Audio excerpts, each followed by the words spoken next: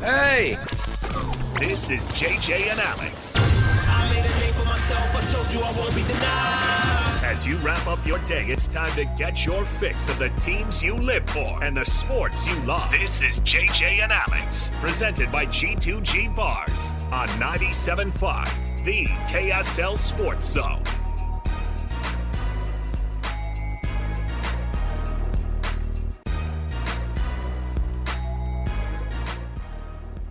What's going on, everybody? It's a week. It's a week we wait for. Once a year. Rivalry weekend. That's right, Coach Whittingham. Rivalry weekend. It's Rivalry Week. It's here. It's go time. It's back. We've gone 2 years without it. So now BYU versus Utah. The rivalry game. The game with the name that we're not allowed to say here on this radio station. Unless it's a promo. Not going to catch me saying it. I like my job. We're trying to be more civil here. Speaking of civil, welcome Stevenson Sylvester into the show today, everybody. You're going to equate Steven Sylvester with civil? That's new. I'll take it. You sense the irony in my statement. Yes. Look at it. Jared, we don't have cameras, but you can't see right now. Sly's got his shades on. Oh, it's all about business this week. Those guys are lucky I'm not wearing Black Forces right now. I'll pull out my Black Forces for the rest of the week. Not only are you indoors, you're in a studio with no windows. Yeah, all business. All business today. Okay. The lights are too bright for Sly. You had to put his shades on. Oh, man. It's Rivalry Week, Sly. I am so excited. It's hard not playing, because, I just want to – you just hate that color. Like, me wearing blue jeans today is kind of, bothering me. Even the jeans? Even the jeans. Wow. Yeah, that sounds like a you problem today if you chose that outfit. That's hatred. First of all, there was business that needed to be had, so, I had to be appropriate. So shorts were not an option today, Jeremy. But, yeah, no, man, I am so jacked for this week. Actually, the last 2 weeks, these guys, everybody's been posting rivalry posts all over social media, talking about it in conversation with so many people, just bringing up so many great memories. I'm in this alumni group chat with the guys, and we're all talking about it. It just brings back so many good things for the city, and especially for me. I can't wait to get this going. I think Saturday's just going to be absolutely rocking. Has the 4-game losing streak impacted the hype and excitement around this game?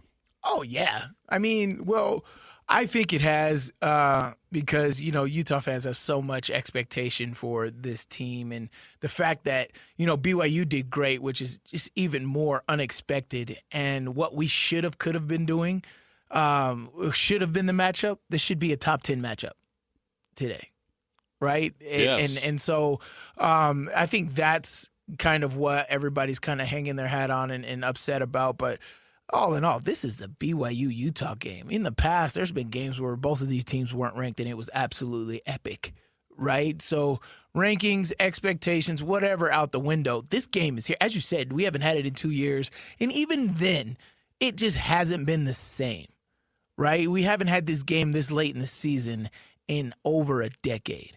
This is awesome. Actually, no, I think the 2018 we had it late in the season. But the impacts weren't there. This is still conference. This is we could potentially ruin somebody's season here. This is absolutely awesome to have back with this type of stuff on it.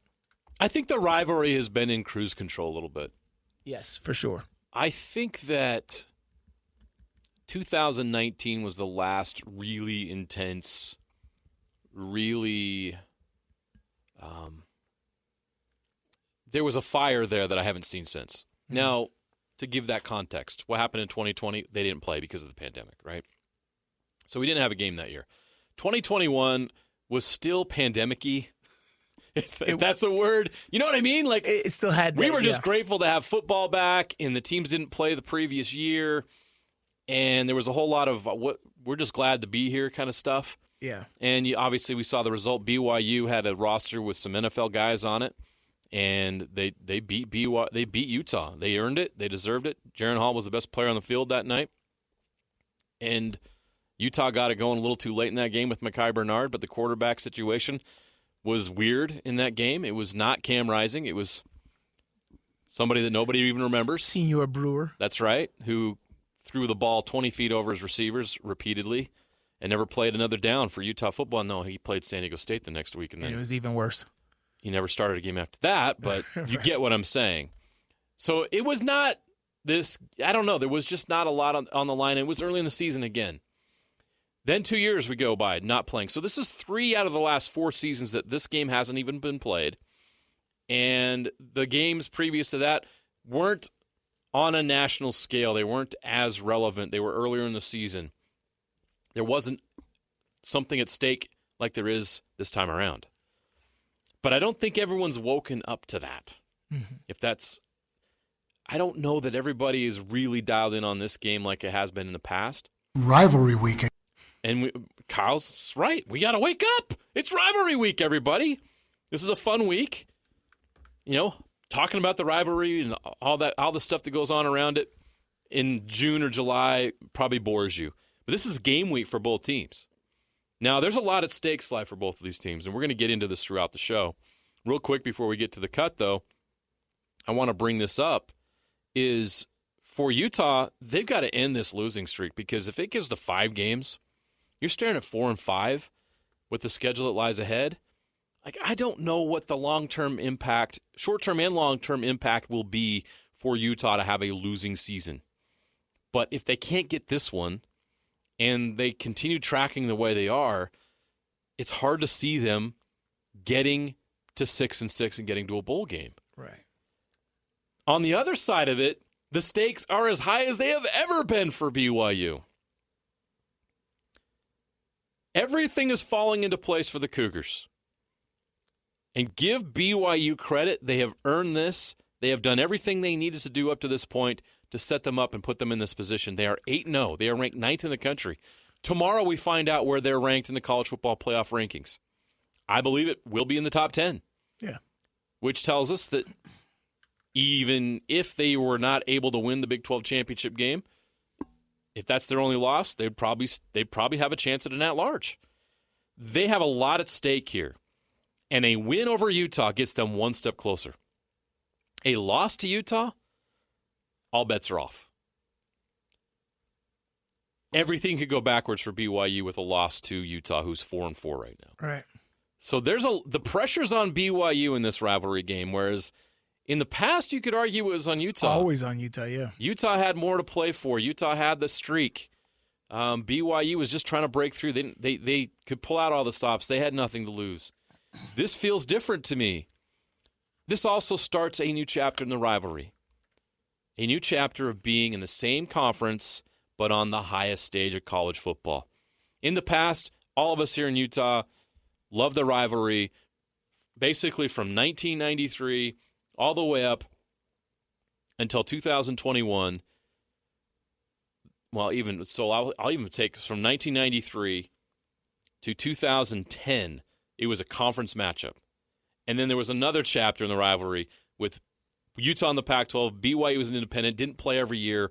Some of the intensity of the rivalry was tempered and subsided a little bit. And I don't want to call it dormant, but for the last 4 years, it's felt a little dormant. But now, Sly, we start a new chapter in the rivalry's history, and the stakes have never been higher. But I don't think any of us understand that, but I think we will once the clock strikes 0 on Saturday night. It's going to be a fun week. We're going to get into a lot of this Utah-BYU stuff. But first, we got to give some love to our sponsor, G2G Bars. This show is brought to you by G2G Bars. With all natural ingredients, no preservatives, and plenty of protein, G2G Bars are perfect for anyone who needs a tasty and nutritious boost. I mentioned how things are lining up for BYU. They didn't play this week, but their prospects got even better, and I'll explain why next. It's The Cut. It's time for the biggest story of the day. This is what made the cut with JJ and Alex on 97.5, the KSL Sports Zone. BYU and Utah fans, since you didn't have any games featuring your own team to play this week, what did you watch? watch on Saturday? What did you watch, Sly? What were you paying attention to on Saturday without a Utah game?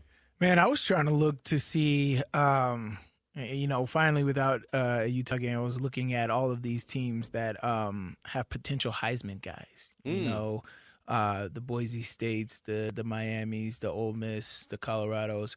Colorado had a bye week as well. But just trying to see exactly, like, okay, are these guys for real? Like, what is all that? And, yeah, man, I just thought that was very interesting this weekend, trying to get a broad scope of the college football landscape, and you do your own guesstimations. This month of November, this is scary November, right?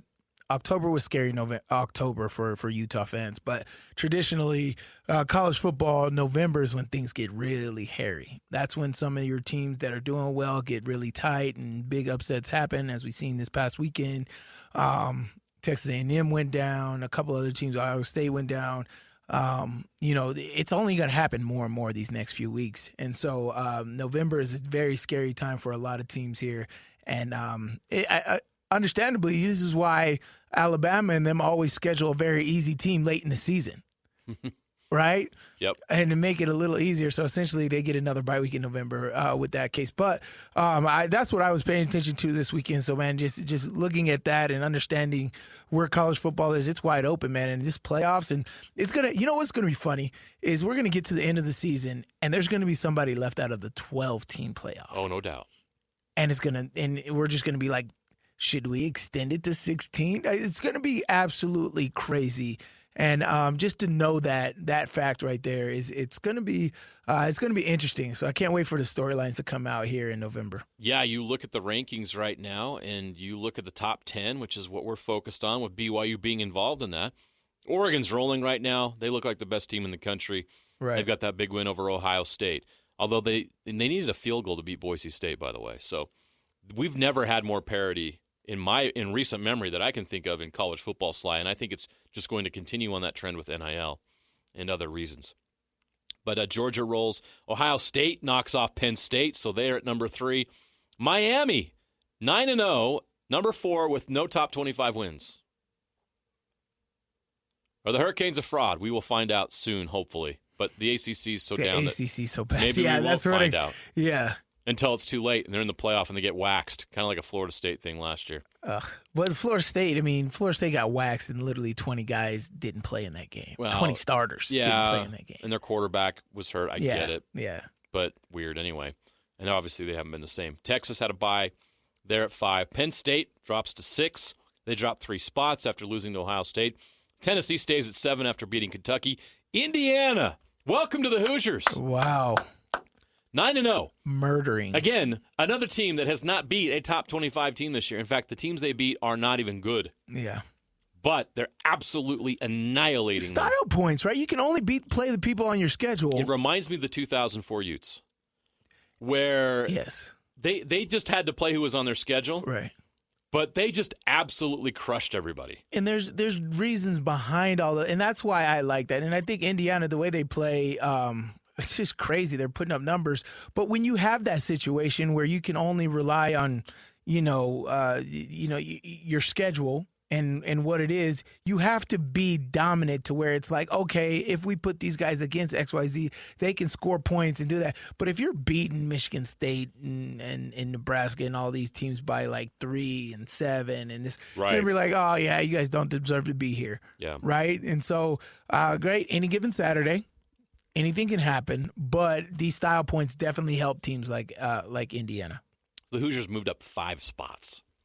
They just absolutely crushed Michigan State after trailing for the first time all season. They probably jumped up so much because of this Ohio State matchup in 2 weeks. Right? Their test is coming. Their test is coming, and I'm going to be excited. As I said, they play a good brand of football, like as far as good defense, and they score points, right? They have an aggressive style of offense. And so I think that bodes well. I don't know if it'll, help them out when they go against the number 2 team in the country, but it's something you can definitely pride for, that it may be a good game if it comes down to it. Anything can happen any given Sunday. BYU. Or Saturday, sorry. Saturday in this sport. BYU stays steady at 9. I mean, I know your answer. Do you think BYU should have moved up? those guys. Can you think objectively for 30 seconds for those guys? Should they have moved up? No. They didn't play. I'm kind of okay with it. If they moved Getting up. jumped by Indiana, Indiana's 9-0, BYU's 8-0. Kind of weird. BYU's schedule is much more challenging. BYU has 2 wins over top 25 teams. And until this week, the only losses Kansas State and SMU had were to BYU. Right. And that SMU win looks better and better by the week. SMU, by the way, 8-1. They move up 7 spots. The SMU Mustangs, who BYU beat in Dallas, are ranked 13th in the country. How about that? That's really good on the resume. And Kansas State remains in the poll at 22, by the way, at 7-2. They dropped 5 spots after their upset loss to Houston, which makes me think and look at that Houston-Utah game a little bit different. We'll get back to that here in a moment. But Notre Dame, BYU has now jumped Notre Dame. Notre Dame dropped 2 spots. They also were on a bye week. And Alabama still holding strong at 6-2. And then you finally get to your first group of 5 team at number 12, Boise State. By the way, if Boise State finished ranked ahead of the Big 12 champion, they would get one of those top 4 spots in the college football playoff or ACC or whatever. So something to look out there is I didn't Boise know that State. fact. And so the Big 12 would be that Everyone large? just assumed that the group of 5 conference champion, would not be ranked ahead of the other 4 champions in the college football playoff rankings. And we're going to find out Tuesday night where Boise State ranks. They're certainly going to be ranked there. But let's say, for instance, Boise State jumped BYU, and BYU was the top Big 12 team, Big 12 champ. Boise State would get one of those top 4 spots. BYU would be bumped down. Wow. So there's only the top 4 spots go to the top 4 conference champions. And after that, it depends on your college football playoff ranking. Yeah. That's why the rankings are important. And that's why when you watch the rankings on Tuesday night at 5 o'clock, you're not going to see them ranked by the top 4 conference champs. They're just going to have it 1 through 12. They're going to show you the 12 teams that are in that. And I think, the rankings go all the way to 25. They're just like normal. It's not going to be any different than it used to be. But instead of slotting them into those 4 top spots and showing you who they will have the 12 slots that are shown, but they're not going to do the conference thing. So that's where things stand with the top 25. And obviously there was a lot of things as it pertains to BYU that happened this week that shook things up. We mentioned the national games right there, but you go into the Big 12 slide, and the Big 12, there's no other way to put it this year. The Big 12 is drunk. The Big 12 has had too much to drink, and it needs a ride home because nobody expected what we're seeing. And it got even crazier this week. Completely flipped, right? How did Houston beat Kansas State? Texas Tech over Iowa State, I get that. Iowa State was due. They've been in close games all year. They found a way to win them, and Tech has been tough. They ran year. out of magic. I mean, they had, and Iowa State had some magic in that game. They score late, but Texas Tech just happened to have the ball last. Right. Give Texas Tech credit for getting that win. They're a good football team. Iowa State takes its first L in conference play. That's interesting for BYU. The Kansas State loss is interesting for BYU. Why? Well, BYU now has a 2-game lead over Kansas State, right, and owns a tiebreaker. There's only 2 teams with 1 loss now in the Big 12. Am I correct? Let me double check this real quick before Colorado, I say that. Iowa State. Yeah. Colorado and Iowa State. BYU does not play either of those teams. So tiebreakers, all that kind of stuff, that gets wild. But you have BYU all alone atop the Big 12 at 5-0 in conference play. That's it's crazy. You got to give. I'm sitting here and it sinks in. Like, didn't think this was in the offseason going to happen. I'm sitting here looking at it. We're in week 10 of the college football season. BYU's played 8 games. They're 5-0 in conference play, and they actually have a large margin of victory in conference play. They've scored 188 points in conference play to their opponent's 115. So they're not like Iowa State where they were just getting by and beating some teams in close games. BYU is they're the best team in the Big 12 right now. I don't know how you can argue it any other way. Maybe some Colorado fans want to do that, but Colorado lost to Kansas State, and BYU just absolutely trucked Kansas State. Right. So style points. Everybody needs to accept and understand whether you love them or hate them. And Sly, I appreciate you sitting here I don't As want to much do as it it this pains week. you- I don't want to do it this week. As much as it pains we you can on Rivalry we can Week, revisit this next on week. Rivalry Week, you have to sit here. And you have to admit that you like the promise of BYU football this year. Don't you do it. You have to admit it. No, it was. By the way, I your actually love the promise of BYU basketball. By your Yeah, BYU you see basketball you team. see that on the end, folks? Did you hear that? It was basketball. Your BYU Cougars basketball team starts play tomorrow night. It was Could be a special basketball. season for your BYU Cougars. Oh my men's goodness. basketball team. Goodness, you're about to burn this radio station down right now. I can totally see Sly just going total I had to pause earlier. 'cause postal. Maybe is that an politically incorrect term to say? Sorry to our friends of the Postal Service. break stuff. No, I had to pause earlier because I was just gonna get on this, and I'm just like, but real talk, those guys definitely deserve. Are they not getting enough love? They should get more love. I mean, just look at the teams that they've played and those teams that they've played who they've beaten. Right, as you said, SMU jumps up, Baylor jumps up, Kansas State jumps up. Right, like, even Arizona when. The team that Arizona beat that was top 10, which was Utah. Utah was ranked 11th at the time. You got to give credit to that. UCF, the way they beat UCF. By the way, did you see the UCF Arizona score? From this past weekend? Yes. Yeah. It was ugly. Oh, my gosh. I did not watch that. I know Arizona Let me lost. just say that UCF bounced back nicely after the loss to BYU. Right. What is wrong with Arizona? Like, we talk about Utah.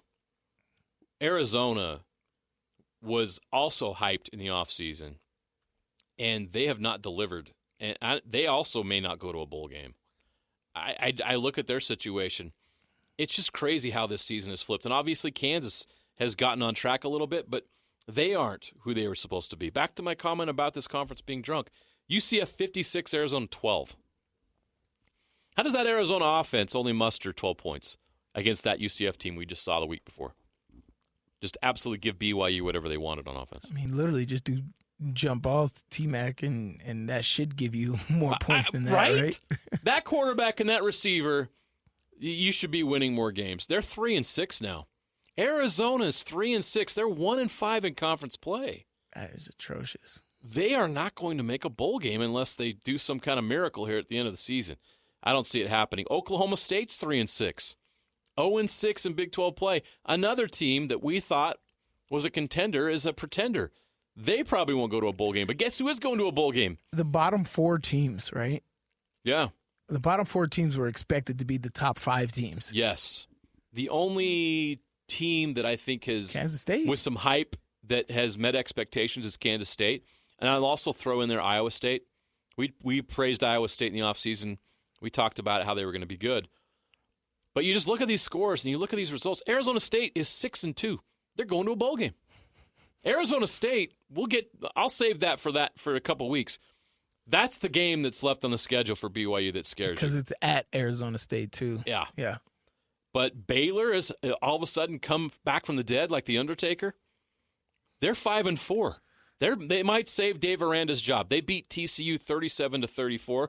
Another game and another win that BYU got that looks a lot better now than it did when they got it. Right. So the results in the Big 12 are really fascinating. And I'll also mention SMU continues to win. That's helping BYU a lot. The Kansas State loss hurts BYU. But overall, BYU's in a fantastic position to make the Big 12 championship game. They're going to have access. They're going to have a shot. They're going to have an opportunity unless they just completely collapse over these last four games. But back to the rivalry, Sly. There's one team that can ruin everything. Utah.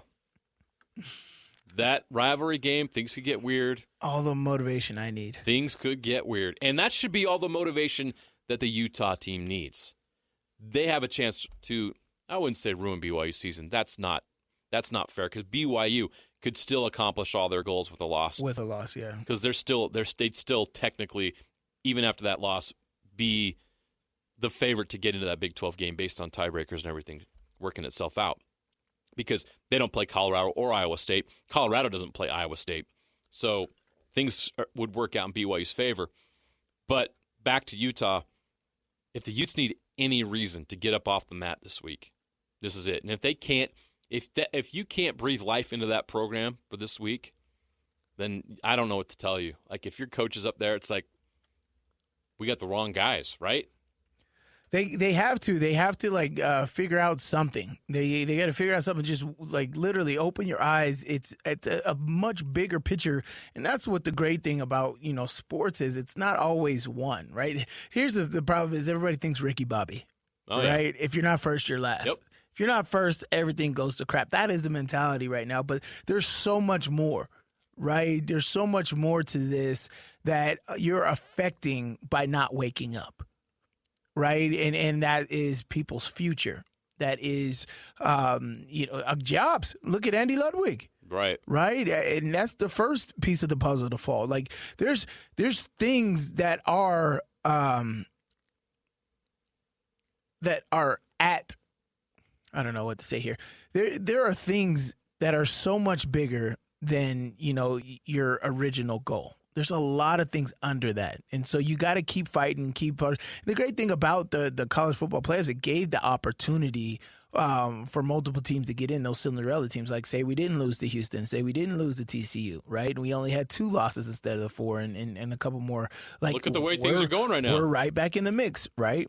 And we lost to those by a total of, 9 points? And so, Yeah, and so there's just a lot more things to play. If you guys wake up, there's a lot more things at the end of this. So you don't. I don't like losing in any capacity. So this 4-game losing streak has to be gut wrenching. So just wake up and make sure that that's not something that continues on. There you go. We'll get into a rivalry game much more here coming up. I want to mention Trajan Wealth. Give them a call today. Your local financial fiduciary. 801-899-7600, or visit their website at TrajanWealth.com. If you need retirement planning, if you own a small business, you need a 401k for your employees, all these things, they can set you up. Anything that has to do with your finance, they can help you. Give them a call, 801-899-7600, or go to their website, TrajanWealth.com. We'll get into BYU preparing for the Utah rivalry game next on JJ and Alex, 97.5, the KSL Sports Zone. Your home for the best college football coverage in Utah is on the KSL Sports Zone. Ready? Kalani, Sitake, and the Cougars hope to keep their dream season alive as they head north to the Hill for a showdown against the Utes. Your home for the best coverage of the Holy War is right here on 97.5, the KSL Sports Zone. This is JJ and Alex, presented by G2G Bars on 97.5, the KSL Sports Zone. Welcome back, JJ and Alex, 97.5, the KSL Sports Zone. Jeremiah Jensen, Alex Curie off today. Stevenson Sylvester stepping into the chair. And what perfect time for Sly to join the show than on Rivalry Week. Yes, man, I'm glad that, the implications around this game is back. More so than the game. We've had the game on and off these last 10, 15 years, but the implications it's different. It's definitely different. So hopefully these guys that are now in the program can definitely understand what this is all about. Here's a weird anomaly. The game Saturday is at Rice-Eccles Stadium. This is the first time in 6 years that this game has been played there. I was wondering. I was like, did we play multiple years down so in LaVille? In 2019, that game took place in Provo on the regular rotation. But remember, 2020, pandemic. Right. No BYU-Utah game. It was supposed to be played at Rice-Eccles Stadium. Well, because of obvious circumstances, it wasn't. But the 2021 game was already scheduled for Provo. So they played that game in Provo. And then Utah put Florida on the schedule for 2 years instead of BYU. They didn't play in 2022 and 2023. So that game finally is being played at Rice-Eccles Stadium. And, 6 years since the game has taken place there. So little factoid there that I don't think anyone's talked about. But, again, it just points to the fact that this rivalry has gone a little – am I using the wrong word? Is dormant the wrong word? It's quiet. Maybe quiet because they haven't played 3 out of the last 4 years. Right. And even when they did. Yeah. 2021 was not as weird as 2020, but it was still weird. Yeah, it was definitely weird. It didn't have that normal energy. It just felt like a regular game. I know. And I think a lot of Utah players treated it like that. Well, yeah, exactly. Even, interviewing them after the game, it's just like it just didn't feel right. That, like, I think they were just going through stuff at that moment anyway, trying to figure their stuff out very similar to this year. But it just didn't have that type of energy, that type of effect, that type of want to about that game. And so, yeah, man, I'm excited for that to come back. Before we get into some sound from Kalani Sitake, I want to ask you this question. What approach should coaches have with this game to get the players properly ready for this game? The intensity of it, the stakes of it, the crowd, everything that comes with it. You played in these games. Mm-hmm. I assume your coach has pushed all the right buttons. Although, as you told me last night, and I didn't even realize it, you went 1-3 in these games. Right. Which is weird because it just happened to time out that way. But your teams were certainly ready to play in all 4 of those games. Oh, yeah. So how should coaches approach this game? Is it okay to admit that it's different than every other week? Is it okay to maybe do things a little bit differently because it is so much different? How should they approach it? That's difficult to say. It's more important than any other week. You know, it is rivalry week. There is a different level of identity around the game. You know, I think it's a little hard coaching it now than it was before because, you know, this was something that was in rotation. The veterans that were on the team could help filter the importance of this game. As far as these coaches are now, it feels like you have to reestablish what this is, right? And for me, that starts with the nostalgia. I would have had my video team up there creating stuff for this Monday meeting today, right? Yeah. You know, it's like, look, this is the history. This is what this game is. I want you guys to know what you are playing for, right? And I would have had my video team all out during the bye week, you know, getting, you know, testimonials, you know, from or just talking to the general public, the community about what this game is. Their memories of what this is when they were kids. Right, and tell the stories. I mean, you got guys like Sharif Morgan, who you know is very passionate about this. That can talk to that. But there's guys a part of this program that was a part of these major years, and honestly, that's where it starts. It starts with understanding the history behind the game, and then as the week goes on, you understand the importance as it comes in. As the community starts talking about it, you're talking about it in the classrooms, you're talking about it at the convenience stores, you're talking about it more and more, and you're like, geez, this is more than when we played TCU. This is more than when we played, you know, Arizona. Like, and then so you start to feel that more, and then you come into the stadium, you see it rocking. This game is so much about the people. I hope that people understand that. It's so much about you. I know they play the game, we're out there, but it's so much about the community, right? And then bulletin board material is all great. You know, I know BYU. Back in the day, BYU used to talk the most smack. Right, that doesn't shock me. This Jack Kelly saying, "I hope we win." Is so different for me coming this week. I'm normally used to hearing like Brian Kill or somebody talking about like, "Oh yeah, we're gonna beat them," or who's the running back in 2006 with Martin? I think it was. He said Curtis Brown. Yeah, I don't know Martin. Curtis Brown said something wild leading up into that game. That's what I'm used to coming into this game is something like that. The energy, the focus, the confidence from both teams, no matter their record heading into this. That's what I'm used to. So I think it starts there, right? Having these guys who are new a part of the program, even the local guys, have them come up and tell me their favorite memories from when they were a kid of what they remember of this game. But it starts with the history. It's about the community. So multiple people have to have input to really understand the magnitude of this game. The magnitude of this game for BYU is massive, and it goes beyond the rivalry. This has college football playoff implications. Right. But Kalani is locked in on Utah. Let's hear from Kalani. First off, his respect that he has for Utah and this game.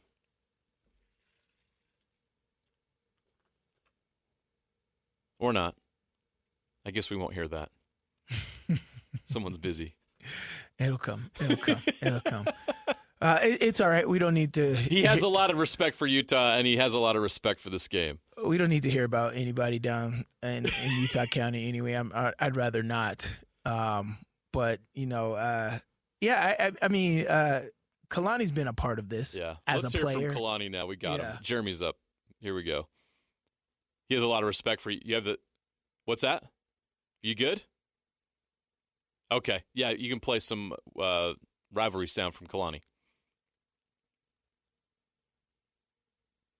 Having some technical difficulties? It's a spooky week. Is something broken? It's a spooky week. And that's what I want to. I want to hush. I want to hush BYU. We were going to play up. the Kalani bites. Oh, you good? Okay. Okay. Just start from the top. We go with the respect for Utah in the game.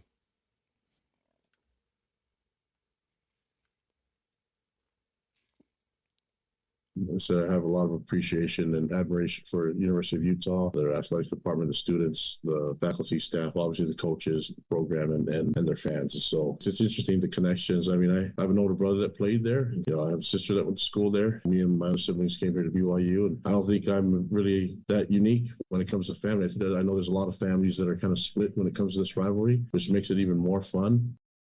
And he also talks about how the rivalry game's a good thing to have each year. He wants to see this happen every single year. And, of course, now in the same conference, that's going to happen.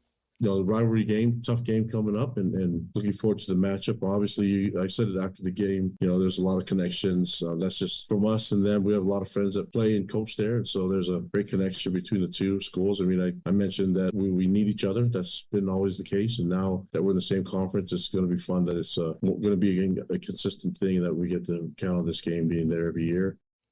And the cool thing now, and we'll get to Kalani here real quick, is having Utah on the schedule in the same league. For BYU and for Utah, it's a pretty cool thing. And I think this is going to take the rivalry to another level on a national stage eventually.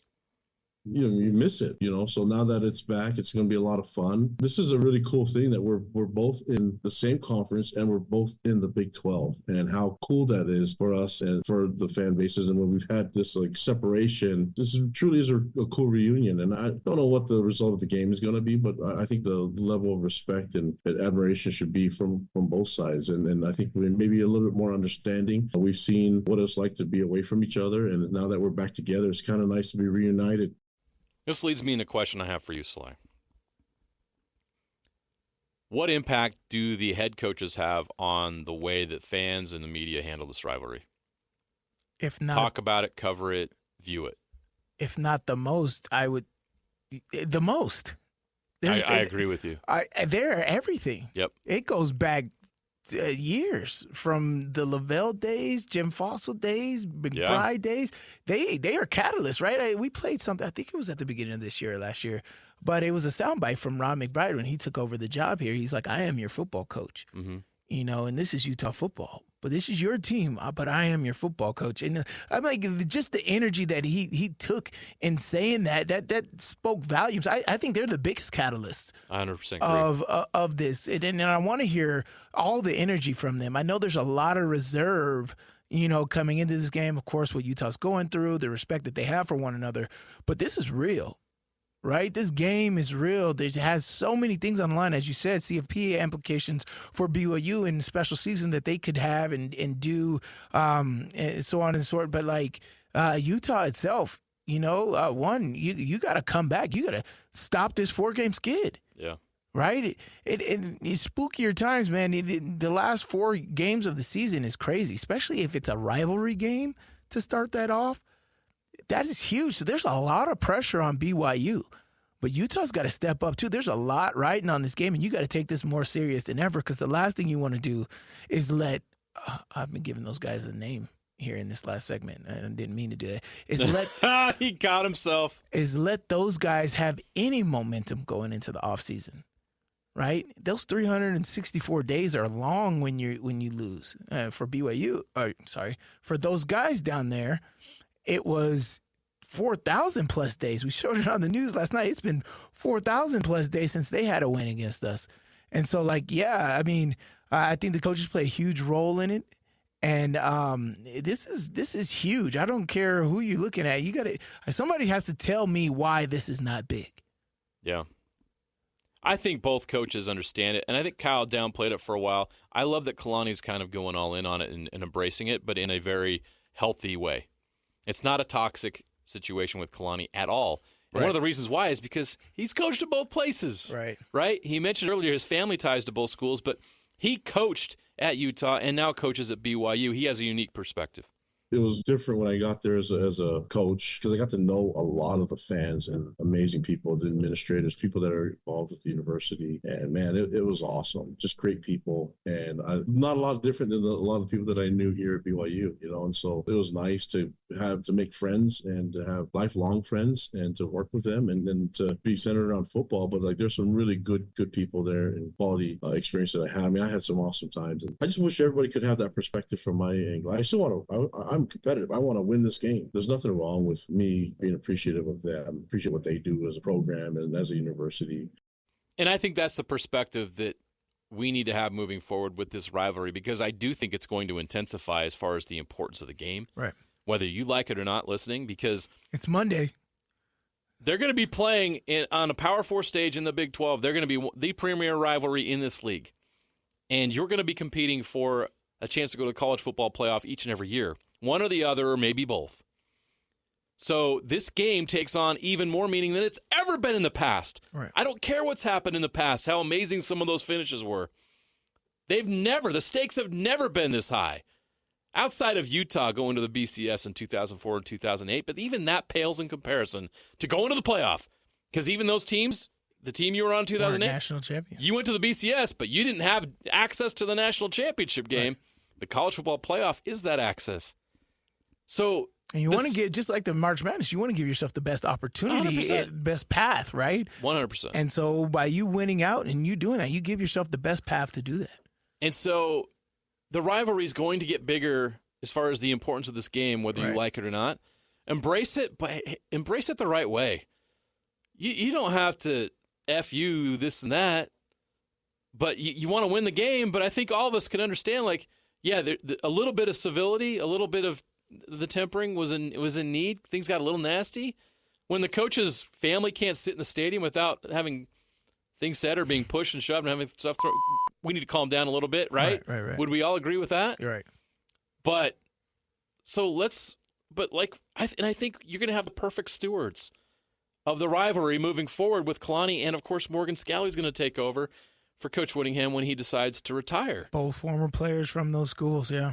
That understand it, but also understand the importance of doing it with respect and having a respect and love for each other, kind of like Ron McBride and Lavelle Edwards. And I think it's going to make it a lot of fun moving forward to have that kind of relationship there. And I can see that developing here. All right, we got to take a break. But first, nominate the youth sports volunteer that you know for the Hercules Hero of the Week. Submit your nomination at KSLSports.com/contest and listen every Thursday afternoon to JJ and Alex for the winner. Help us celebrate the efforts of those volunteers making an impact with the Hercules Hero of the Week. It's sponsored by Hercules First, Federal Credit Union, and Beehive Meals. I know a lot of you had kids that played youth football, team moms, coaches. So many people out there deserve some recognition. Let's give them that recognition. Go to KSLSports.com/contest and enter your favorite person to see if they'll win.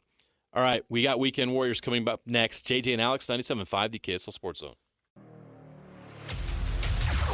Your home for the best college football coverage in Utah is on the KSL Sports Zone. Ready? It's another Holy War showdown as Kyle Whittingham and the Utes square off against the Cougars in Rice-Eccles Stadium. Your home for the best coverage of the Holy War is right here on 97.5, the KSL Sports Zone. This is JJ and Alex, presented by G2G Bars on 97.5, the KSL Sports Zone. Weekend Warriors is brought to you by Gillette Heating and Air. Right now, get seasonal maintenance done on your furnace for only $59. See GilletteHVAC.com to make an appointment. That's GilletteHVAC.com. Sly, should Jackson Dart, Ole Miss quarterback, former Roy and Corner Canyon quarterback here in Utah, in high school, should he be getting Heisman Trophy love? Is he not? He's not in the top. This guy, he's doing it in so many different ways, leading this team in the most considerable, hardest conference out there. Watching him each and every week, knowing that we covered him in high school, both at Roy and Corner Canyon, is actually awesome. But like to see his development and where he's at, leading Ole Miss and how confident there's a serious worry as an opponent going against Ole Miss. And that fear right there is deserving of, a Heisman recognition, let alone the numbers that he's putting up. Well, how about these numbers? 515 yards, 6 touchdowns, and his wide receiver, Jordan Watkins, had 5 of those touchdowns for 254 yards. Here's what it sounded like. Dart over the middle, touchdown. Another one, the remix, Jordan Watkins. Yeah, it's 4. Count them, not 1, not 2, not 3, but 4. Ole Miss beat Arkansas 63-31. The NFL. Wow, Sunday was fun. And there is some incredibly talented receivers in the NFL. And we discovered one this weekend. Demarcus Robinson of the LA Rams, a one-handed game-winning catch in overtime. Up in short motion, Stafford takes a snap, 2nd and 6, bootleg left side. He flips his hips, he fires, he's going deep. DeMarcus brought it in with one hand in the end zone for a walk-off touchdown.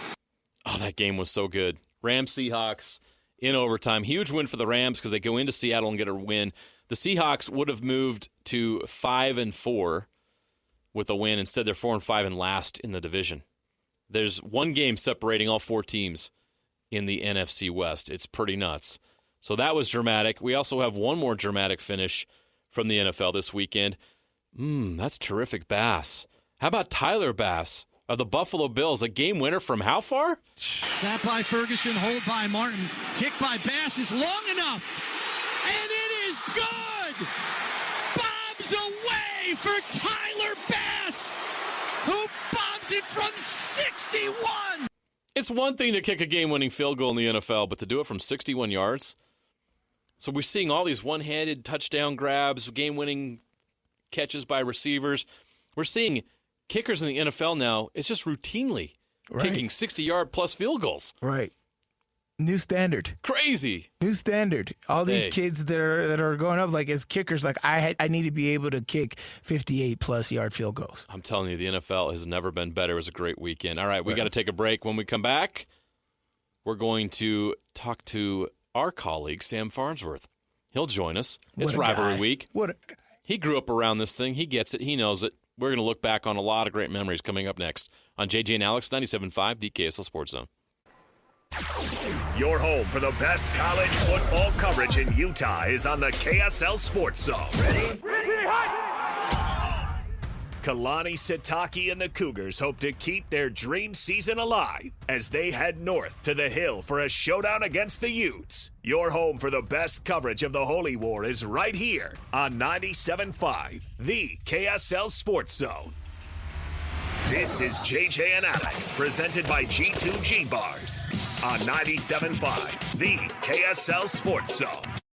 Rolling into the 4 o'clock hour here on JJ and Alex, 97.5, the KSL Sports Zone. Jeremiah Jensen, Stevenson Sylvester in for Alex Curie as we kick off Rivalry Week.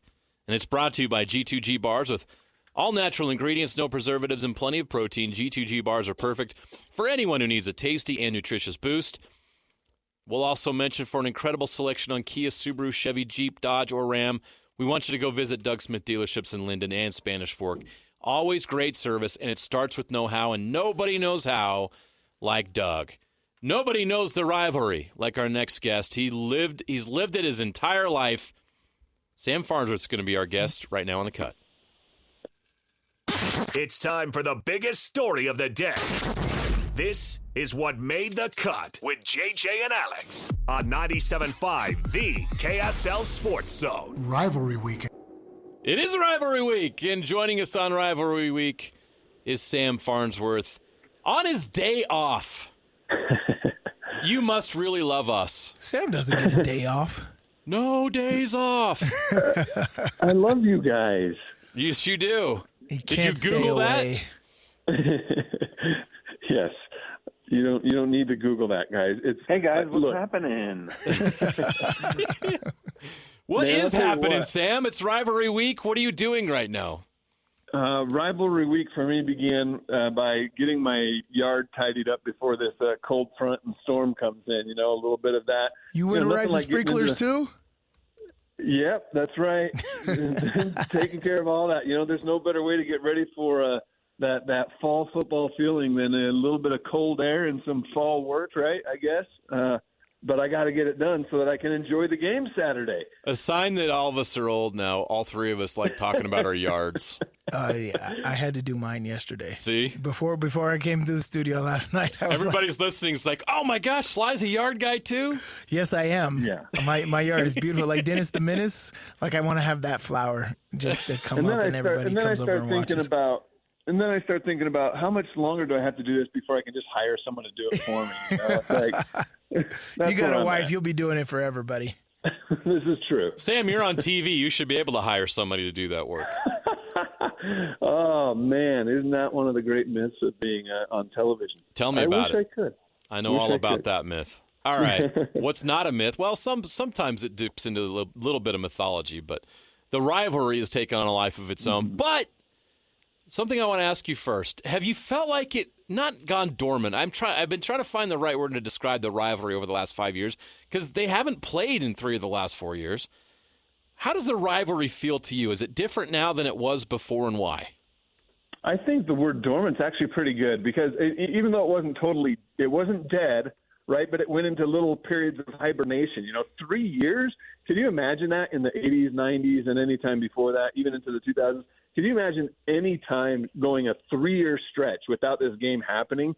And, we've had a couple of stretches along the way since Utah's departure to the Pac-12 and BYU's, journey into independence that there's been a couple of stretches where they've gone a couple of years without playing each other. And so it didn't put the rivalry into extinction or anything, maybe little bouts of hibernation, but for sure, I think it tamed it down a little bit. I feel like this past week, and especially this week to come, it's going to get even better. I feel like the intensity of the rivalry is slowly starting to ramp up. And once the game hits, we were talking about this yesterday a little bit, and I think you said it, Jeremiah, it's going to kind of ignite a new era of this rivalry, a new level of intensity. It's going to kind of revamp it and rehype it and recharge it. And I think most fans in this state, they can't wait for that. As much as fans have wanted to deny it, over the past few years, it's not that big of a deal. It's okay to take a few days or a few years off. It's okay. It's not that big of a rivalry. They're all just joking themselves, right? Because this Saturday, it's going to remind all of us just how big of a game this is. Man, you've lived this. You've been around it forever. You understand it. Heading into this game, as Jay said, it's been dormant, kind of lost a little fervor over the years, but now you've been kind of doing some research here heading into this, of course, heading into the season, but heading into this week specifically. Is there any old memories that popped up that you may have forgotten? Is there anything that's jumped out at you after looking at this rivalry week the last couple of weeks? I think you forget because of how dominant of a stretch Utah had for a while there. I think you forget a couple of things, especially the younger generations. They don't remember that, before that BYU had a long stretch of dominance too. But it's not just that there were stretches of dominance in the rivalry, but how close these games were. I think that's what I've kind of forgotten. As I've gone back and looked at some of these scores and through some of these highlights, there's been so many games determined by, a one touchdown or maybe 10 points at the most difference. And yeah, you've had your blowouts along the way, but those are few and far between. This rivalry truly is one of the best. And that's why even a game this Saturday where BYU's as good as they are, Utah's underachieved as much as they have this year, you can never count out, the Utes in this situation. You can never count out either of these teams because it's going to deliver an exciting finish. More often than not, it's going to come down to the wire. It's going to come down to a final possession, a defensive stand, something like that. And for me, going over these games that I've kind of been glancing back over the past few years, it's been a good reminder of just how good these games are, that they usually do come down to the wire. Both teams are in interesting situations for different reasons. Obviously, Utah's lost 4 straight games. They're desperate for a win. They're staring at missing a bowl game for the first time in forever. On the other side, you've got BYU, who's having one of the best 5 seasons they've ever had, best starts they've ever had. 8-0. College football playoff is on the line. A spot in the Big 12 championships on the line. Which of these teams feels the most pressure on Saturday? Ooh, that's a good one because look, Utah maybe. Gosh, I don't know if I can say either. So this is why. Because Utah can still become bowl eligible. And look, bowl games aren't what they used to be. So getting 6 wins and going to a bowl game, it doesn't mean, what it might have meant in the 80s or 90s or whatever. It's not that big of a deal. So, but Utah really has nothing to lose. So is there that much pressure? This is their bowl game, really. This is what it feels like. This is their Super Bowl. This is their championship game. If Utah wins this game on Saturday, it almost feels like this season is going to be a success because you took down the undefeated BYU Cougars. For BYU, on the other side of it, is there a lot of pressure for them? Maybe there's the pressure to kind of regain control of this rivalry. They did win in 2021, 3 years ago. But prior to that, of course, as we know, there was that 9-game losing streak. So maybe there's a little bit of pressure there. But at the same time, if they lose this game, they're still in the driver's seat to go to the Big 12 championship and get to the playoffs. Now, I've had some friends that they grew up in this rivalry too that were telling me this last week. It doesn't matter if BYU loses because they can still go to the Big 12. I'm like, don't fool yourself. I'm like, you want BYU to win that game, and for Utah fans, it's like, we have nothing left to play for. It's like, no, don't fool yourself. You want to win this game because that is what you have left to play for. So it's interesting because I feel like is there a lot of pressure on either team? I don't know that there is. But I would say there's probably a little bit more on BYU to try to maintain that undefeated season. Yeah, I mean, as you said, like this has been, he had a 9-game losing streak for those guys down there. Utah's been on the right side of it, for this bit. But, back in the 70s, 80s, they weren't. What is it now? With the NIL landscape, with, transfer portal, guys coming in and out, guys that don't have the history that we have, with this game. Where does the importance come in? I think it's hugely important because especially that they're back in the same conference, right? Because there's so much that they have to play for these days with a conference championship, not just the rivalry bragging rights. And you mentioned the NIL, when you win, when you get on the national stage, if BYU continues on this trajectory, you would imagine that their supporters are going to want to support more. They're going to get a little more money into the collectives, a little more opportunities to, sway recruits to come with the NIL. We saw the financial benefits that came Utah's way over the past decade or so, being in the Pac-12 and going to major bowl games and things like that. And what they've been able to do with NIL and the recruiting battle, the rivalry, you can just peel back all the different layers of this. If you win the rivalry, you get an edge in recruiting, you get an edge in the NIL, you get an edge in all of these areas now, especially now that you're in the same conference. It feels like the recruiting, it's back on the same playing field again, right? It's not like you had one power conference team and one independent anymore. You've got 2 power conference teams. And who's going to win those battles when it comes to NIL, all that. It all ties together, and so it's hard for a lot of fans, I think, to remember what it was like because it's been since 2010 since they're in the same conference. But it's going to be at an all-time high, this rivalry all over again for all those reasons. You grew up here in Utah, so you have a long history with this. So. You're well qualified to answer this question. I'm not even qualified. I grew up in Wyoming. Growing up, I thought BYU and Wyoming was the big rivalry game in the WAC, and it was back in the 80s and early 90s. But obviously, the BYU-Utah rivalry has been around forever. Was there a moment or a game or something that hooked you on it, where you just you realized and you fell in love with this, and it was something you never wanted to miss ever again? What was that moment? What was that game? So there were games all along the way that I'll never forget, right? But what I remember most about the rivalry, it wasn't necessarily a game. I remember as a kid, right around the 84-ish season, 83-ish, 84-ish season, my dad and my uncle having a conversation with a friend of theirs or another uncle. I can't remember who it was, but they were going back and forth about the rivalry and really kind of getting into it a little bit heated. And at the time they were talking about how great Steve Young was and they had just beaten Missouri and just the conversations. Those are the things that made me realize, wow, this is a big deal. You know, this is a really big deal, the rivalry. And so it wasn't like necessarily a single game or moment that made me kind of have that eye-opening experience of being like, oh, this is big time. It was more seeing the interactions within my family, because my family, just like a lot of families here in Utah, my family has its splits throughout this rivalry, and it's kind of fun because when rivalry week comes up, there's a lot of that friendly and unfriendly banter going back and forth, and people taking jabs and shots along the way. It was those experiences for me growing up that helped me realize, holy cow, for 1 week of the year, these guys really don't like each other. I thought they were good friends. I thought we were family here. What's going on? So, but that's what the rivalry does, and it's kind of magical. It's fun that way. Yeah, I'm used to having those conversations over Thanksgiving dinner, make sure this game is the last game of the year. But it's a little earlier. We had an extra bye week to engage in some banter. I know I have. But, yeah, it starts deep. When you're a kid, you're out on those playgrounds. What you're wearing to school. Am I wearing, the TDS shirt, or am I wearing, a Utah shirt? And it runs deep. And, these kids, especially when they get to a point where they can make a decision where they want to go to college, it all establishes that. So it's very important at young ages.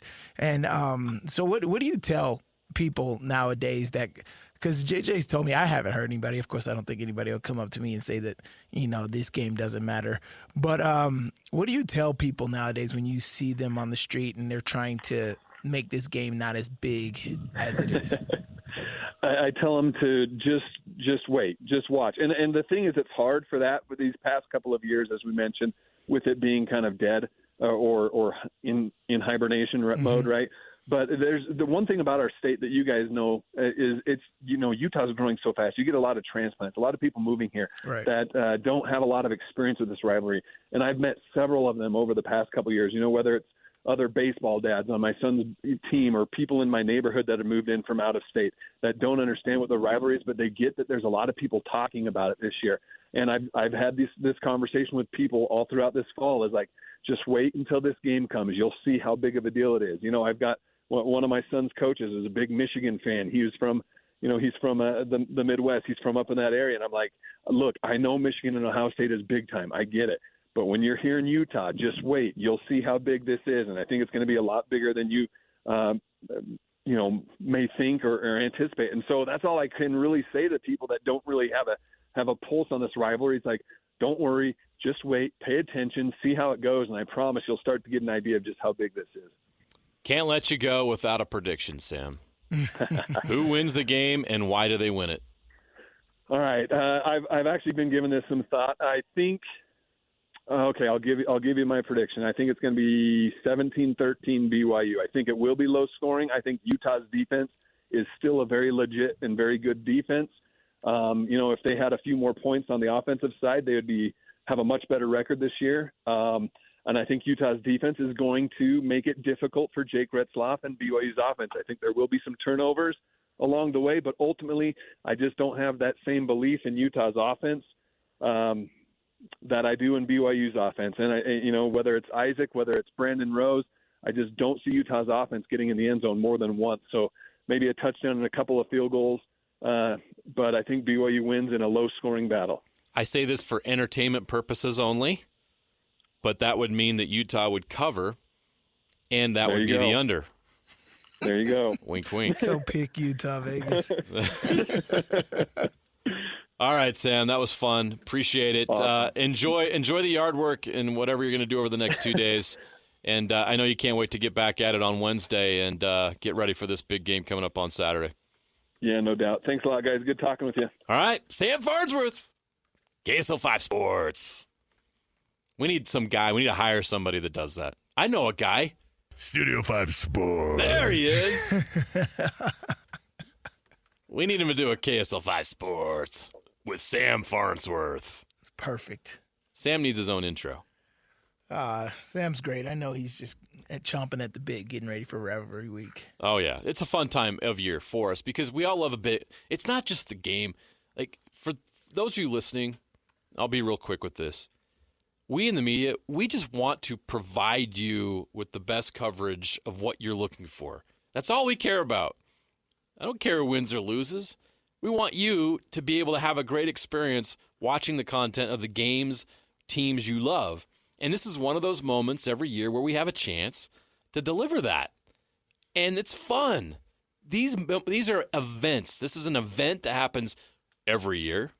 Should happen every year. Mm-hmm. And when it happens, we need to enjoy the event. And I feel like there's been an attempt to not allow people to enjoy the event. It doesn't matter. The rivalry sucks. We don't need we don't need BYU. We don't need Utah. Let's have fun. And I think Kalani, the sound we played earlier, kind of alludes to that. Like, this is a big game. This matters. It brings our community together. And I know that in essence you're thinking, wait, this splits the community apart. No, it doesn't. We're all watching the same game. Cheer for who you want. Support who you want. But we're all coming together to watch this game. It matters. It matters to our community. It matters to the culture here. This is a big-time college football state now. This game's a Power 4 game. Right. Let's have high fun school with this. Recruits, all these people, these kids that grew up in it. And by the way, you may not care who wins or loses, but I do. Right. You have skin in the game. I got stake in this, right? You're a stakeholder up there. My you boys better come out with it and show some fervor. Get some energy out there. It matters to those who played it in the past. For sure, yeah. And those players that are going to be playing in that game need to understand and respect that. So many elements to this. It's fun. Let's have fun with it. Let's embrace it. The rivalry is back. Right, Kyle? Rivalry weekend. That's right. He said it. He acknowledged it. It's awesome. All right. Win lunch from the KSL Sports Zone in Cafe Rio on Taco Tuesday. Listen every Tuesday for your chance to win a $20 Cafe Rio gift card. Learn more about Taco Tuesday and the great deals available every week at Cafe Rio. We have another guest coming up who also has his own theme music or intro. Cole Bagley. We're going to turn from Rivalry Week for just a brief moment to catch up with the Utah Hockey Club and learn more about where that team is after a good showing in Vegas. We'll talk about that and much more next with Cole Bagley after this. 97.5 the KSL Sports Zone. And now, a look at traffic from the KSL Traffic Center. Well, it looks like we've got some early delays if you're headed southbound on I-15 out of downtown. Right as you get into Murray, you'll see those delays in place. With complete coverage of the Utah Hockey Club, this is Cole Bagley of KSLSports.com on 97.5, the KSL Sports Zone.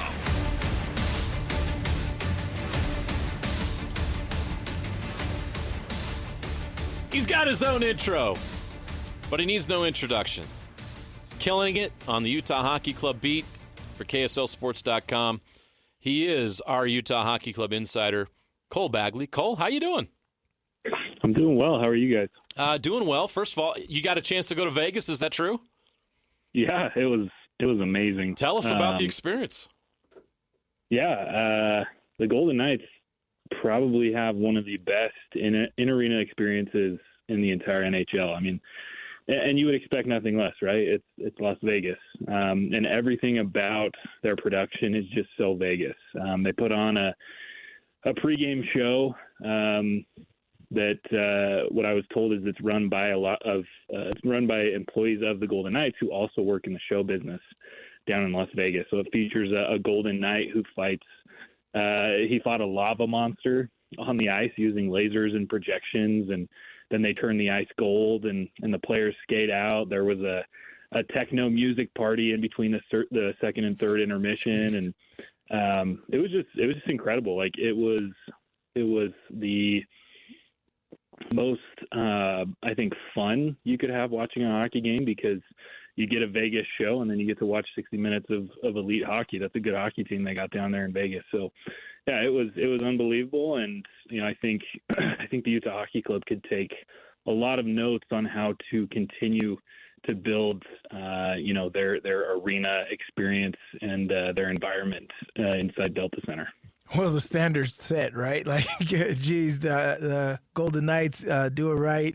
I was watching your story, so I was watching you let us in on this show, and all I could think of is a Circus Delay show out there. So like that was just that was awesome. I have yet to be in T-Mobile Arena, So I can't wait to have an opportunity to go down there. I know I've been in Allegiant Stadium plenty of times now, but Vegas is doing it. They're making good, and I like that we're in their region, that we'll have our opportunities to have Utah teams play down there, especially when they get an NBA team. I already got an MLB team in the mix. But what else were you able to see about this hockey team from that Las Vegas game?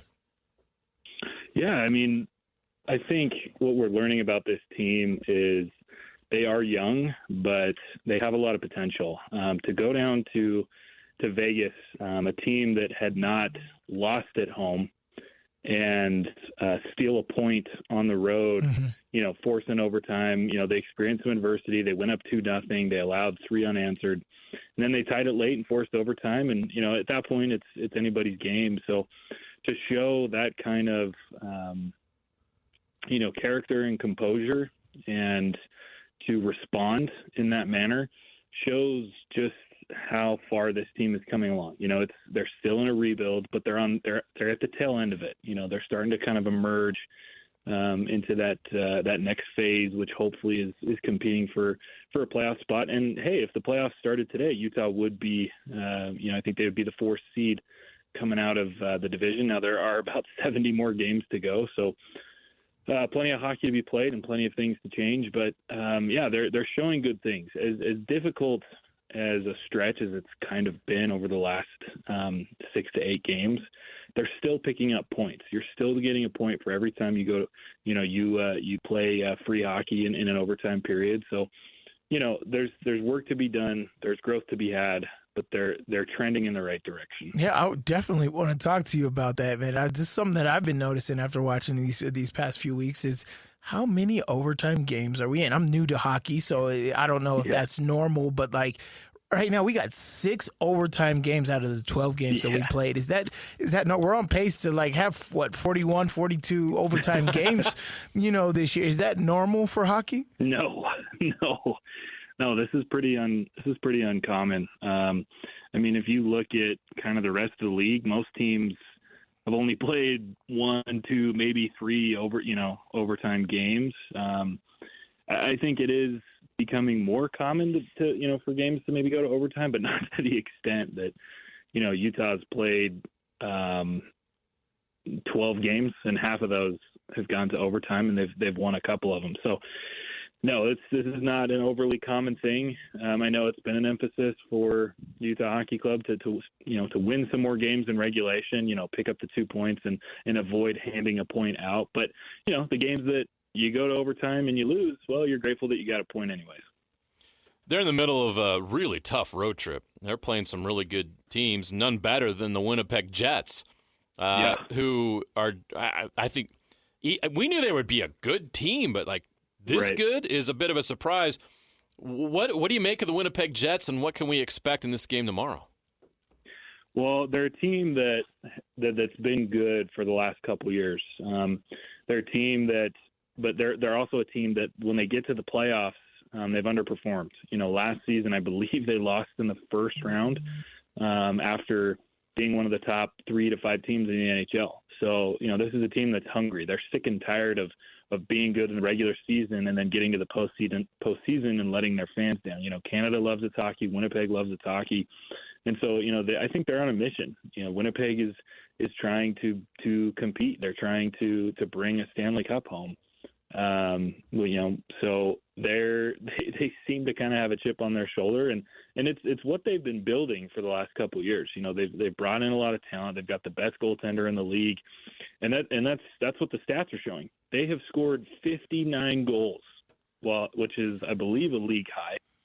They've also only allowed 30, so their goal differential is plus 29. I mean, they're just blowing teams out of the building.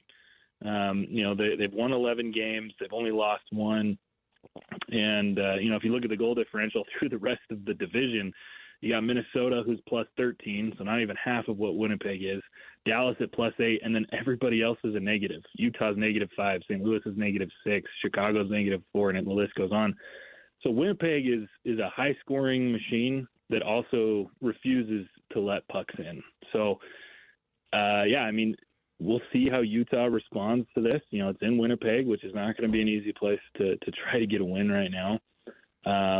But, I think Utah is one of those teams that can take you by surprise. They certainly took, the Rangers by surprise, the Islanders, Boston. I think they took Vegas by surprise the other night, going up 2-0. So I don't know exactly what we're in store for, but I wouldn't be shocked if the game, goes either way. I would definitely lean in favor of Winnipeg, taking care of business. But, Utah has taken some teams by surprise. Wouldn't shock me at all if they're able to compete tomorrow night. Man, that is awesome. But what have you seen? I mean, we saw a little bit of frustration there from Bear Turney, over the past few games, especially we've had 5 of the last 6 games have been lost. So a little bit of frustration on his part right there. But what have we seen from this team? As you said, we have 6 overtimes. That means that we're forcing people to the brink, right, of these games and into extra minutes. But where is that frustration for Bear Turney coming from, and what is the need that these guys have to do here in the near future? Sure. I think the frustration comes from knowing that they're better than some of the hockey that they've played. They're not playing bad hockey by any means, but they've had bad stretches. Against Ottawa, it was an 8-minute stretch that resulted in 4 goals, but they ultimately dominated the game in every other facet. Against the Sharks, it was a 1:50 stretch that resulted in 3 goals, tied the game, sent it to overtime, and the Sharks end up winning. And, against Vegas the other night, it was about a period of poor hockey that allowed Vegas back into the game. And ultimately, they took the lead and eventually ended up winning in overtime. So I think the frustration comes from they're not playing a complete 60 minutes of hockey every night. They did it against Calgary, which resulted in a 5-1 victory for Utah. And so this team is about where they want to be in terms of competing. Like I said, if the playoffs started today, Utah's in that conversation. But I think it's more the nature of how they've gotten to where they're at that's been frustrating for fans and frustrating for a little bit for, coaches and players. Nobody likes to lose 4 games in a row. Nobody likes to lose 6 of 7 or 7 of 8, whatever it is. But their record's decent. They're 5-4-3. They're above 500. They've got 13 points. They're 4th in the Central Division, which is just arguably the toughest division top to bottom in the NHL, but they beat some good teams. They beat New York, they beat Boston, they beat the Islanders. They pushed an undefeated Vegas team at home to an overtime and stole a point. So they like I said, they're trending in the right direction. They're doing the right things. They're so young. It goes back and forth. They're either the second or the third youngest team in the NHL. It just depends on some of the moves that they've made recently. But they're young. Dylan Guenther is, I think, 21. Logan Cooley is 20. Matthias Michelli's barely 24. Clayton Keller, the captain, is 26. This is a young squad, and they're learning. These are the moments that eventually they will be able to learn from, to build from, to gain experience, to gain an identity, and hopefully a couple years down the road really compete for a Stanley Cup. But, yeah, there's frustrations when they lose. We talked to Alexander Kerfoot the other night. He was visibly frustrated that they lost, but they still have that sense and that awareness of, hey, yeah, it's a bummer that we lost, but we still did good things, and we're learning and we're growing. Cole, that's all great information. Nobody covers Utah Hockey Club better, but there is one last question we have, and it's the most important one. It's now November. When can we get the sweaters? Yes. Did I almost forget to ask? Oh, no, I sure didn't, because I know what everybody listening wants to know. That's what I've been waiting for all summer. Do we have a sweater update? Yes, sweaters. Yeah, sweaters. We do. But first off, I got to ask, which sweater are you guys getting and which player? Oh, black. I've been looking at it. I wanted black initially, but the white, I'll even do the blue. I don't care. I just want one. The white one, I know that I'll be like, don't nobody touch me. I'm gonna be like, I'll have a bubble around me. On that. For sure. Give me. I want the captain, Clayton Keller, in black. How about that? There you go. Yeah, I'll take whichever. But yeah, just let me know about the sweaters. When can we do it? Because I already won my NFL bet, which was the result is I get a Utah Hockey Club jersey. So, yeah, man, I'm excited. All right, sorry, I'm not saying jersey. I got to say sweaters. Sweaters. Say right. Is it sweater?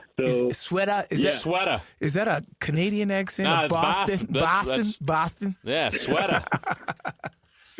So they will be released this month. And what I've been told is they will release them during one of the home games in the middle of the month. So they play at home against Carolina on the 13th, Vegas on the 15th, and Washington on the 18th. So one of those three games. Drop them on the Vegas night. Yeah, whose number do I need to have so I can get the exclusive early drop of this? I got to figure this out. Sly, this is Utah. You're going to have to pitch a 10 outside of Delta Center and get in line. I'll fight. They are going to be very popular. What I've been told as well is that they are arriving without names on them to start. But then when they get the customization machine or whatever it is up inside and running, the stadium, inside the stadium, you'll be able to take them back and get them customized. And you can also put the inaugural season patches up on the shoulders if you want. You don't have to buy them that way with it, but they will be customizable that way as well. And we are very close. We're within about 10 to 14 days. Are these the authentic? Are these the authentic sweaters? These are not. Yeah, these are not Temu sweaters.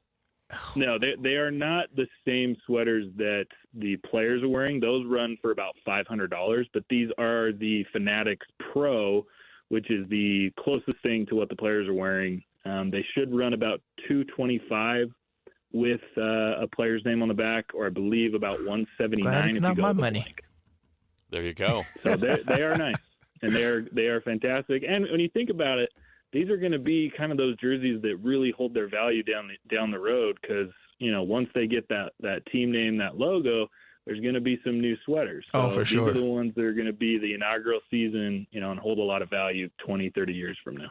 Love it. Cole, great info. You're the best. Thank you so much. Appreciate it. And you're not going to Winnipeg, are you? No, I am not.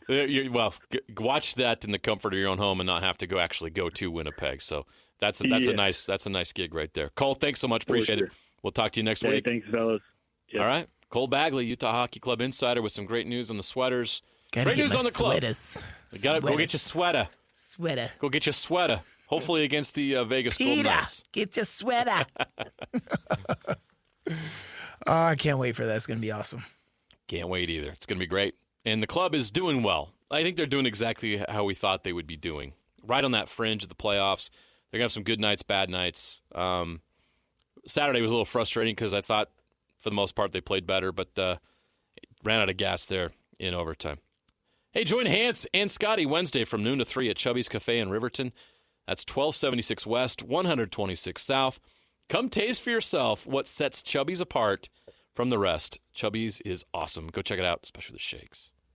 Their burgers and their shakes are just terrific, and their wings are underrated. So head over to Chubby's. A few of my favorites.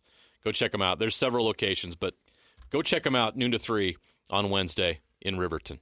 All right, we got to take a short break. When we come back, the NFL Blitz is next. What a weekend for the NFL.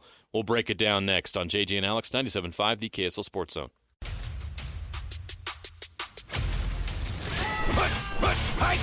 All the latest news and notes from the league and the locals in the NFL. JJ and Alex bring you the NFL Blitz on 97.5, the KSL Sports Zone.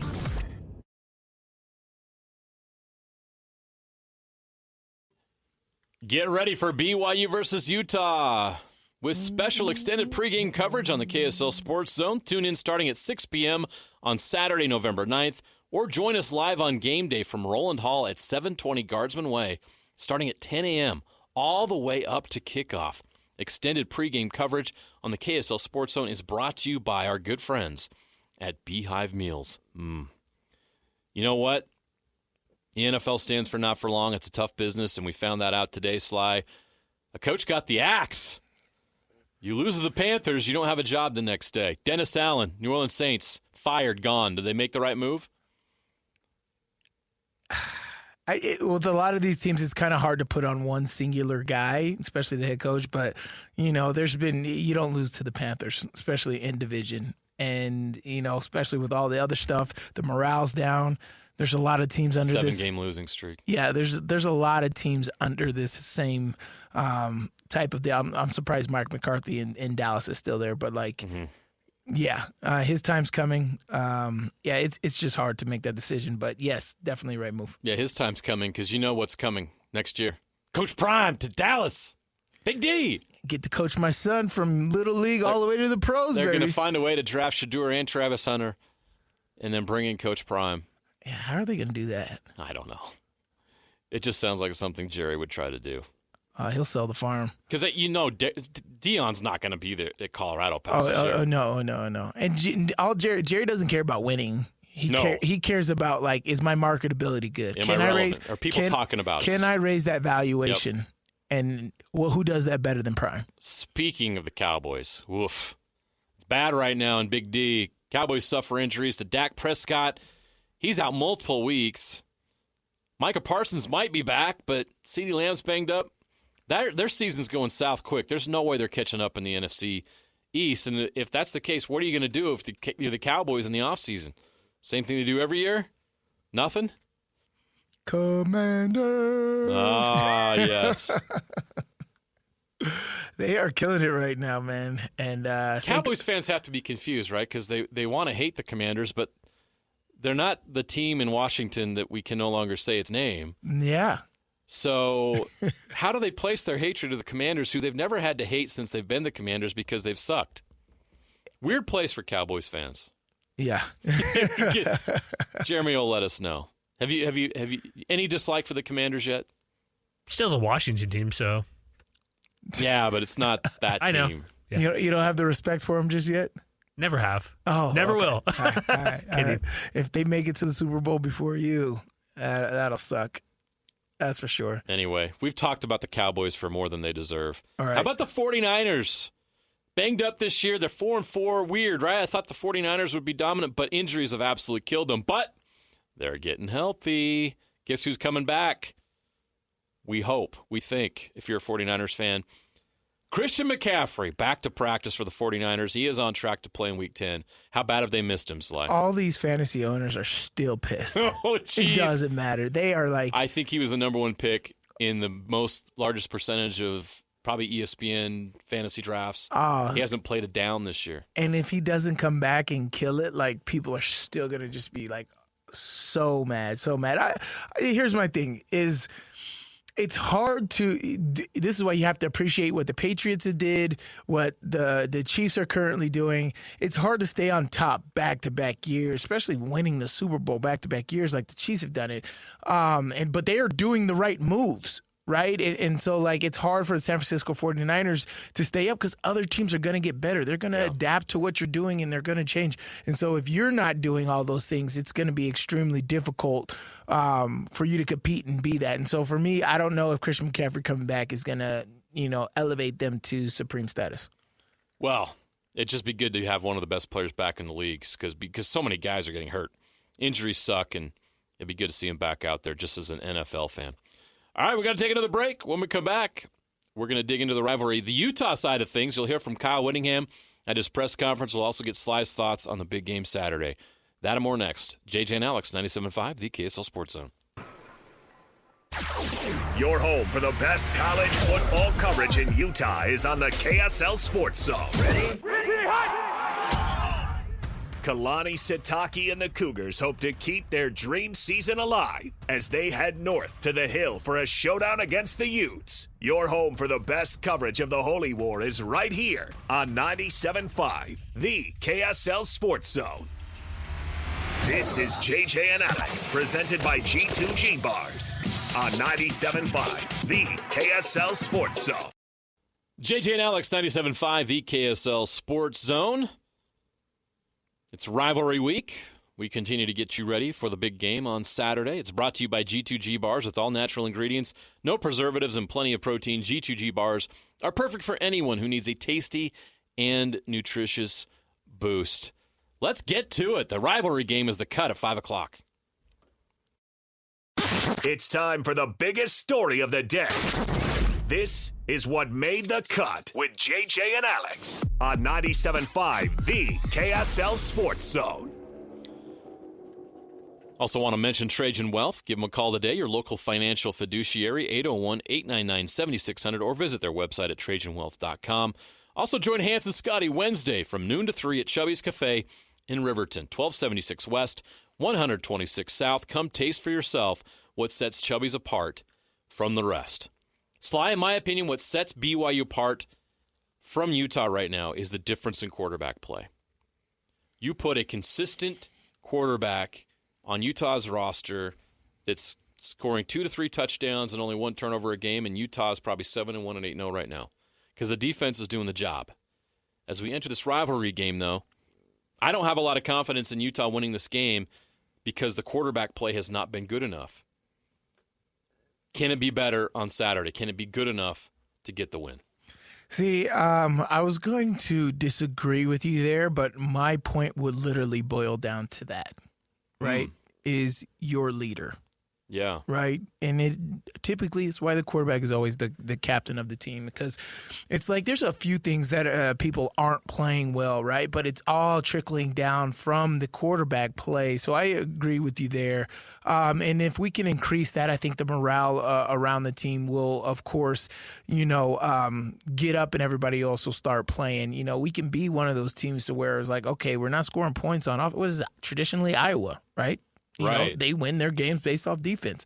They don't get a lot of win the offense. games they're supposed to win. They lose the games that they're supposed to lose. Right. There's no in between. Right. Name the last big win Iowa had. But every year they're 8-4 and they go to a bowl game. Right. And their punter gets drafted. Good for Iowa. Yeah, but for me, it is the quarterback play, but I think as you have such young guys as Brandon Rose and Isaac Wilson out the helm, there's got to be other guys to step up and make these things happen, right? Makes this easier. This O-line needs to step up, right? Okay, we have a young guy. What is my young guy having trouble with? He can't see well. We're getting too much pressure in his face. He feels uncomfortable. He can't make throws. We need to block better.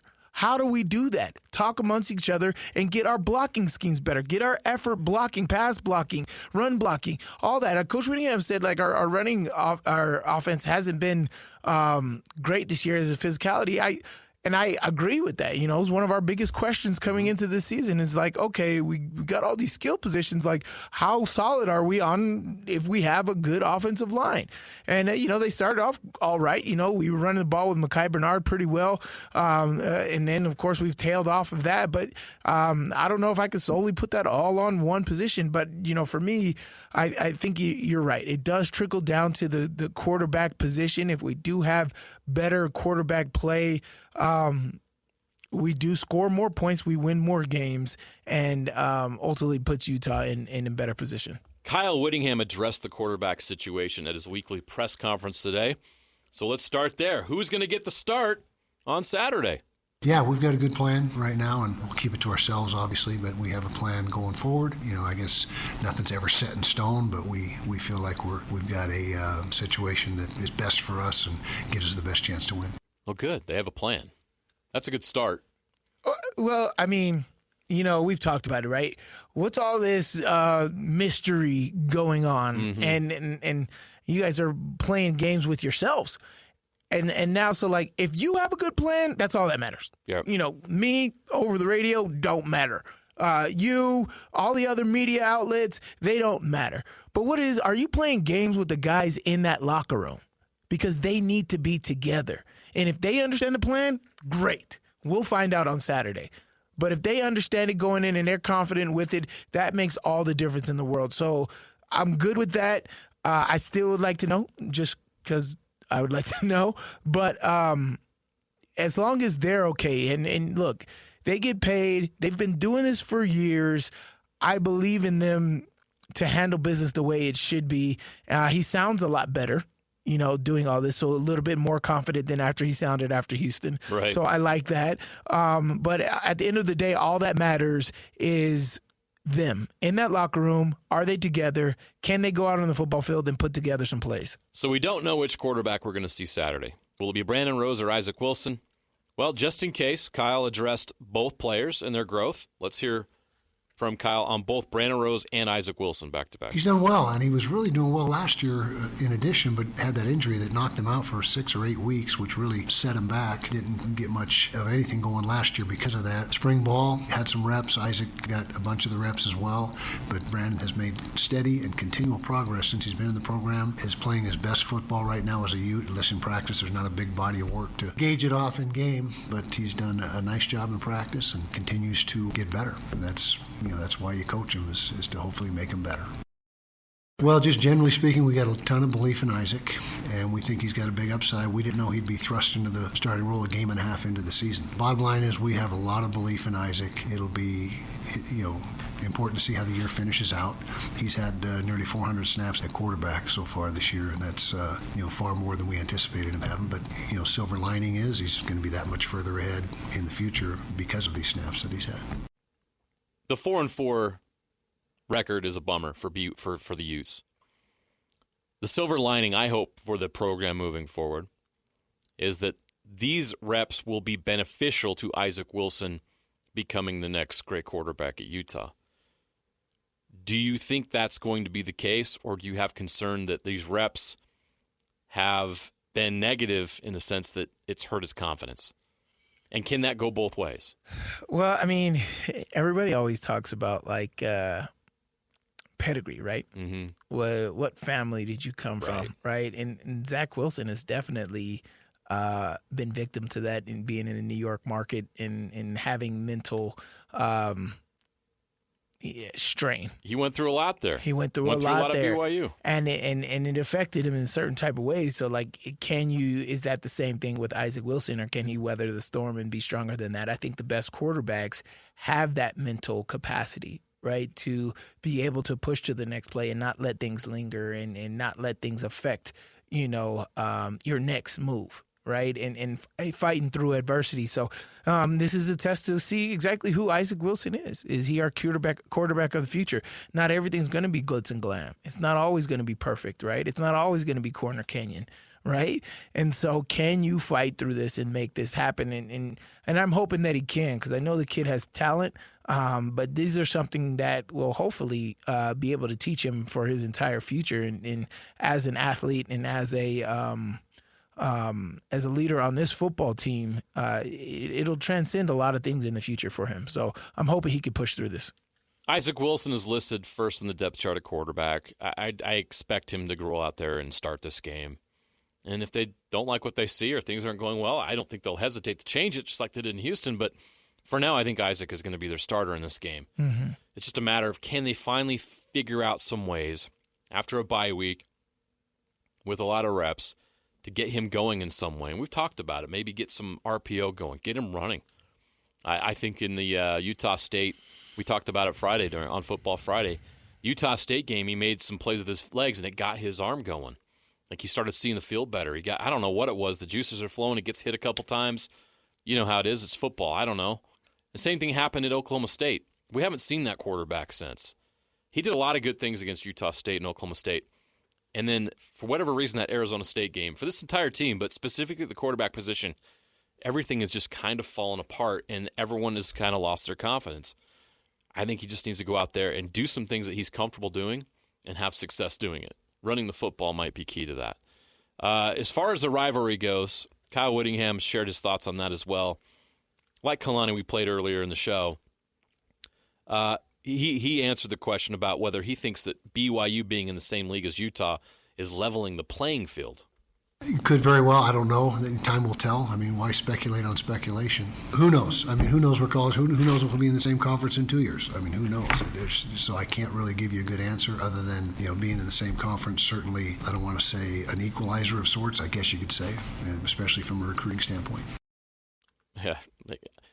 BYU fans are going to be like, what are you talking about? You don't know what conference you're going to be in 2 years. Well, I understand why BYU fans be bothered by that, but I also think he's speaking truth because I have no idea what the college football landscape's going to look like 2 or 3 years from now. What did it look like 2 or 3 years ago? Right. Would he have more of insight than any of us? Obviously, he's a lot more well-connected. So take what he says seriously. And has access to the biggest players in college football as far as the power brokers and everything else. There's no doubt he knows more than the rest of us. So I take stock in what he says. Real quick, one last one.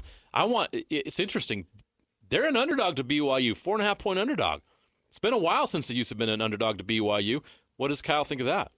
Typically, historically, we've been pretty good in that situation, with the chip on our shoulder, as you said, mentality. I'm not sure, the point spread doesn't really affect our thinking or how we go about our business or anything like that. That's unusual for us. You're right. It's unusual, and so it's something that hasn't occurred for quite a while, but that's not our driving force or driving motivating factor.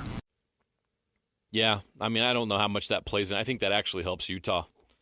I don't know if you'll agree, Sly, but I think that the underdog status for Utah is helpful for them. BYU has thrived as an underdog this year. BYU has thrived when the world doesn't think they're going to do this and that. And all of a sudden, BYU now is 8-0, ranked 9th in the country. They're not underdogs anymore, nor will they be for the rest of the season until they get to the college football playoffs. So that plays into Utah's favor. I don't know. This is a different team. Traditionally, yes, Kyle Whittingham's teams are good with being underdogs, but we got to see what type of fight this team has, right?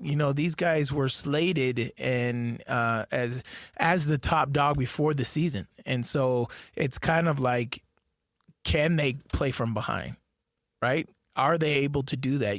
Coach Whittingham teams traditionally have done it. So I'm eager to see what they come out with after this bye week, because it'll be pretty much the dogs in all the games for the rest of the season. All right, Utah Jazz are coming up next. They're going to play the Chicago Bulls. A pregame show starts at 5:30 with the coach Tim Lacombe and Jake Scott. Larry Markkinen out tonight. No Lauri Markkinen, still out with back spasms. Zach LaVine out for the Bulls. Other Jazz players that are out, Jordan Clarkson, Isaiah Collier, and, of course, Taylor Hendricks is out for the season. Micah Potter, Jason Preston out as well. So Jazz, Bulls coming up next. Before that, we got something to give away. Give us a call right now. Call us now to give us the Rocky Mountain Chevy Dealers Play of the Week we gave out this morning on DJ and PK. Be caller 12 now at 801-575-9663 and tell us the play to be our winner and take home a $20 Amazon gift card. With an impressive lineup of cars, trucks, and SUVs, it's no wonder that people are switching to Chevy. Rocky Mountain Chevy Dealers. Give us a call right now if you listen. All right. Again, Jazz, Bulls coming up next. Lauri Markkinen out tonight. Zach LaVine out for the Bulls. Jazz 0-6, trying to get that win on the season. We all know the assignment. I talk about this. That's how I'm referring to it this year. Everybody knows the assignment. The Jazz are trying to position themselves for the lottery, not winning games, but it's tough watching this team, Sly, go 0-6. And I don't know. Maybe tonight's the night with LaVine out. I don't know. You can listen and find out. We'll see how the Jazz do against the Bulls tonight. Sly, thanks for joining us today. It's been fun. Of course. We'll be back for Football Friday later in the week. We'll really break this game down. I think we'll have a lot more to say in a 3-hour block to get all that off our chest. You'll have to give Riley some crap. That'll be a lot of fun. So two Utah and BYU legends in the same room. It'll be a blast. So, all right, stay tuned. Jazz Bulls coming up next right here on 97.5, the KSL Sports Zone. We'll see you tomorrow. Same time, same place. And now, a look at traffic from the KSL Traffic Center. Well, it's a pretty good night to be commuting on the highways throughout the Salt Lake Valley tonight. No problems, I-15. You'll find the usual slowdowns as you approach Murray. And then